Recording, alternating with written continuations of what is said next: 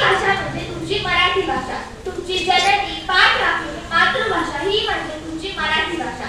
तुम्ही तुमचे साहित्य, ज्ञान, भावभावना जे काही सांगत आहात ते फक्त तुम्ही तुमच्या मातृभाषेतूनच सांगत आहात। मी संस्कारांचे, संस्कृतीचे प्रतिनिधित्व करते।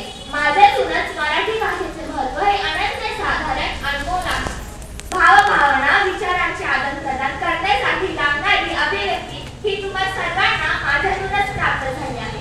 मी संस्कार, कला, विचारशिल्प, धर्म या साऱ्या गोष्टींचा परिचय तुम्हा सर्वांना करून देते।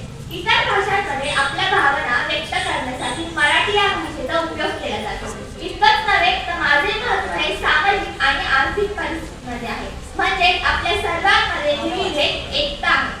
आपण सर्वजण एकमेकांशिवाय अपूर्ण आहोत, म्हणूनच आपल्याला मराठी भाषेचे महत्त्व हे टिकवायचेच आहे, पण तिचा वारसा एका पिढीकडून दुसऱ्या पिढीकडे सुपूर्द करायचा आहे।